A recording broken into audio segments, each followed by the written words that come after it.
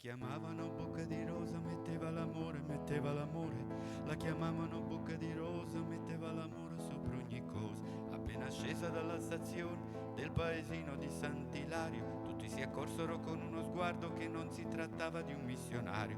C'è chi l'amore lo fa per noia, chi lo sceglie per professione, bocca di rosa né uno né l'altro, lei lo faceva per passione.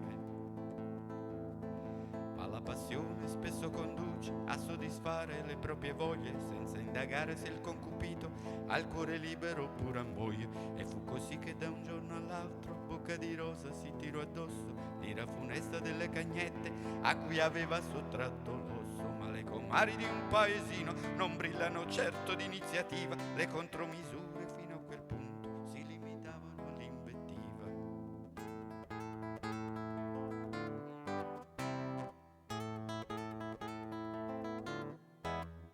Si sa che la gente dà buoni consigli sentendosi come Gesù nel Tempio. Si sa che la gente dà buoni consigli se non può più dare cattivo esempio.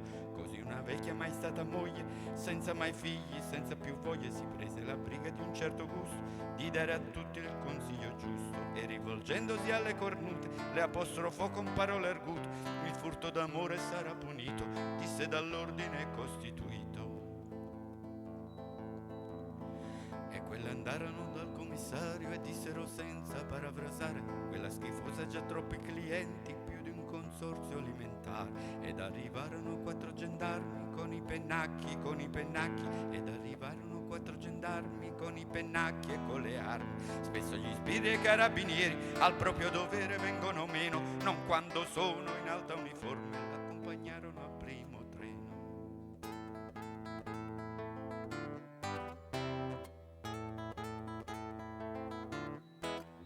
Alla stazione c'erano tutti, dal commissario al sagrestano. Alla stazione c'erano tutti, con gli occhi rossi e cappello in mano, a salutare chi per un poco, senza pretese, a salutare chi per un poco portò l'amore nel paese. C'era un cartello giallo con una scritta nera, diceva: addio bocca di rosa, con te se ne parte la primavera. Ma una notizia un po' originale non ha bisogno di alcun giornale, come una freccia dall'alto scocca, vola veloce di bocca in bocca. Alla stazione successiva molta più gente di quando partiva, chi manda un bacio, chi getta un fiore, chi si prenota per 2 ore. Persino il parroco che non disprezza fra un miserere e un'estrema unzione il bene effimero della bellezza, lo vuole accanto in processione.